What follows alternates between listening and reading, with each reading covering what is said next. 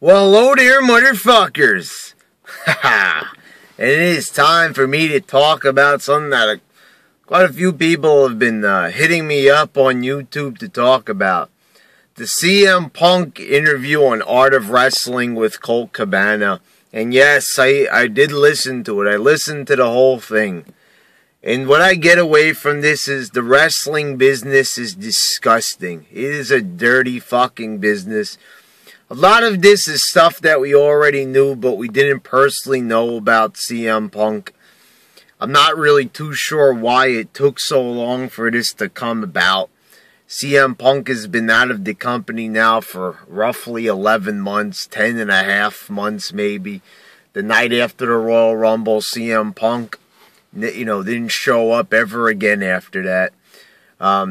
And, everybody is guilty, even myself, of bad-mouthing CM Punk and everything. But really, at the end of the day, it's all anger. We were all angry that he left and all this, and we were confused and all that. And, sometimes we react a little bit too harshly, and maybe I'm one of those people. Now, I'm not saying that CM Punk is an angel. No doubt about that at all. There's no way that man is a fucking angel. But I listened to an interview about, all the things that CM Punk talked about. And I have to say that I am very sympathetic towards the man. And, I could even empathize with him on certain points. Certain companies just don't understand, what their employees are going through, how hard they are working them.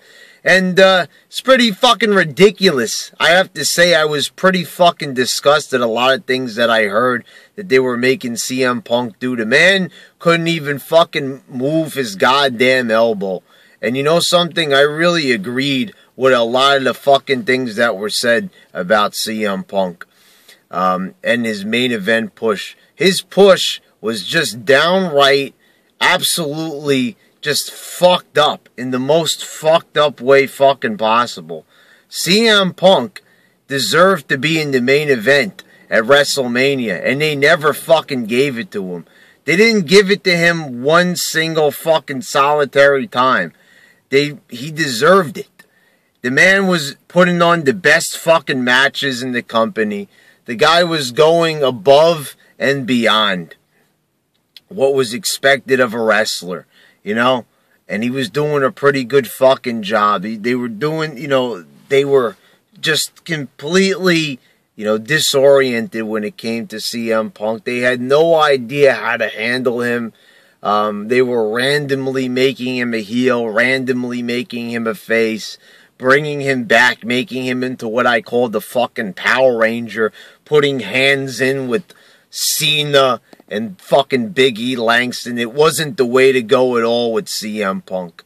CM Punk was just treated like a big sack of shit, basically. For all the hard work he put in, they treated him like he was a fucking second-class motherfucking citizen. And there's no debating that. Whether you're a CM Punk fan or not, you can't really deny the fact that CM Punk is not a good wrestler, and that CM Punk, really, for the longest length of time, was the best thing that they had. In 2012, you could still say, it was Daniel Bryan and CM Punk pretty much making things entertaining in that company. Without a doubt, CM Punk and Daniel Bryan were really putting on the only good matches that the company was having in 2012. There really wasn't anybody else to carry around the dead weight. We were having bad pay-per-view after bad pay-per-view, and I remember when we would have bad pay-per-views, the only good matches on those fucking cards were CM Punk and Daniel Bryan. I'm thinking back to 2012 with, say, Money in the Bank or something like that. Money in the Bank was a big fucking piece of shit that year. But CM Punk and Daniel Bryan were in that match. They didn't have the main event, but they were having a fucking kick-ass fucking match. It was just, above expectations. A below expectations pay-per-view, having a very high expectation match. And what kind of reward did they get for it? Really nothing. They got shit on. And the same thing went for CM Punk and The Undertaker.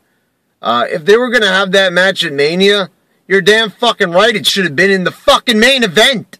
It was the best fucking match on the whole fucking card at WrestleMania 29. I was there live. The crowd was not reacting to Cena and Rock. And to tell you the truth, they already had CM Punk and Taker. And even though I really enjoyed that match, and the crowd reaction that went along with that match, and the fact being there live and hearing that crowd reaction, I still would have rather see Rock, Cena, and CM Punk. It really would have fit into the grand scope of things a little bit better. CM Punk just loses his title to The Rock. He gets a rematch. And all of a sudden, motherfucking John Cena just comes in there and wins the Rumble, and CM Punk is out of the main event picture. And that was the best match on the whole fucking card. Cena and Rock they were barely even fucking getting a reaction. They weren't even getting a reaction during the fucking match. And you're going to sit there and tell me that match deserved to go on last? The match that has the least reaction, that has no fucking business. I mean, they didn't know what kind of reaction that match was going to get. But when people were making fun of it and saying that it was twice in a lifetime, when the match the previous year, at WrestleMania 28, was advertised as being once in a lifetime, well, then it seems a bit fucking silly, I would have to say. And the fact that they made CM Punk, wrestle hurt, made him go on tours, made him feel bad about himself. They made the man feel like fucking shit. Oh, if you can't fucking wrestle, they made him feel kind of worthless. So the man was a fucking trooper. He actually wrestled on certain fucking tours when he was fucking hurt. He couldn't move his fucking elbow and he wrestled anyway. And then CM Punk goes on to talk about, his reputation. And the fact of the matter is, I can kind of see the thing about the autographs. About CM Punk sometimes refusing. Because I take one look around the YWC and I see a bunch of fucking annoying, self-centered, uncaring individuals. I see a bunch of fucking Mama Luke motherfuckers that don't know their asses from their elbows and wouldn't know when the appropriate time to ask for an autograph would be. That's all I have to say about that. You people don't know your fucking place. And I think CM Punk probably had something going there when he was talking about that. Exactly the point. CM Punk is fumbling with his fucking wallet. He's got his hands filled with fucking food and shit. He's got a waffle in one hand. He's got a fucking bowl of pasta in the other. He's trying to hold up a big fucking plate of fucking lo mein with the other foot. I don't fucking know. The fact of the matter is this. CM Punk don't need to sign your fucking lousy ass autographs. There's nothing that says that he has to fucking do it. And you're going to stand there and say that this guy is a bad talent because he won't do that he's a bad person? Think about some of the things that you do in your fucking life. You think you're a fucking angel? That's the thing. The people that are the most judgmental are usually some of the worst fucking people I've noticed. Judgmental in the way that you really criticize about the way that people live their lives when really you're living your life like a piece of shit as well. So maybe you better step away from dissing CM Punk on the internet every 2 fucking seconds. As he said, there's people that just fucking attack his Twitter for no goddamn fucking reason.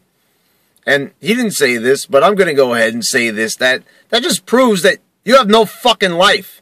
Your whole life is just, you're so obsessed with CM Punk because you secretly like him. You secretly want to fuck him in the ass. You secretly really have a fucking fetish for CM Punk and you really love the fucking man. But you react in a strange way like a lot of lovers do. There's a thin line between love and hate. And I think you fucking love CM Punk. I think that you want CM Punk. I think you want your penis inside CM Punk's asshole. I think that you really, truly love the man, and you just have a hard time communicating it with him. Maybe you're afraid of CM Punk rejecting you. So, this is kind of the thing. When some people get rejected by a woman, automatically that woman becomes fat. That woman becomes ugly. When previously, just a few moments ago, before the rejection, she was probably the most beautiful thing you've ever seen. But see, the thing is with CM Punk, he doesn't like you. So, well, you're going to call CM Punk ugly. You're going to call CM Punk talentless. You're going to call CM Punk a piece of fucking shit. Well, that's simply not the truth.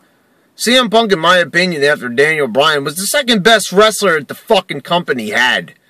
And that goes without fucking saying, without a fucking doubt. And I think a lot of people are going to be pretty fucking butthurt because CM Punk seemed very genuine in this interview. Everything CM Punk said in this interview came from the heart. And everything CM Punk said was probably the truth. There wasn't really anything that seemed pretty out of the ordinary from this fucking company.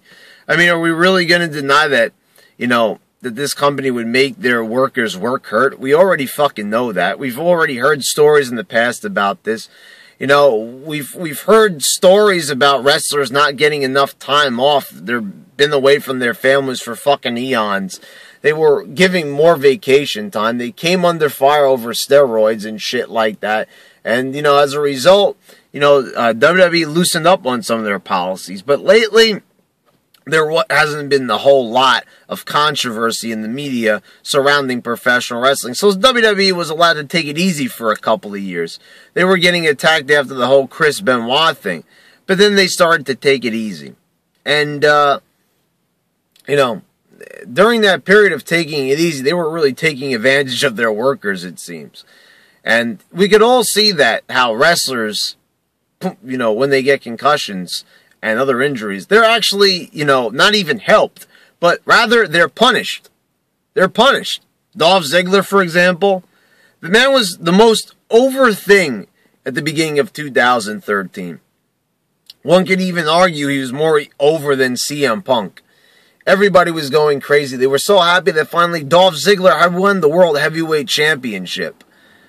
He had held on to Money in the Bank for at least 8 months. He fucking cashes it in, wins the world title, and loses it. Well, he was injured for about a month, but then loses it the very next month. Just because he had a concussion. Just because the man missed out on one fucking month.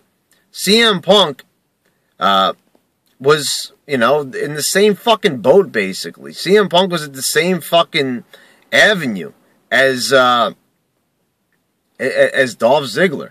Without a fucking doubt. CM Punk and Dolph Ziggler are in the same fucking boat, basically. It was like the same fucking story. Both of them injured. Both of them pretty much punished. Considered to be injury prone. Considered to be worthless because they sacrificed their bodies for the fucking company. And what did they get? Fucking backhanded. Now, I'm sure the same thing would happen with CM Punk if he stayed with the company. He would start to be on the rise again. Just like Dolph Ziggler is now, to a certain extent.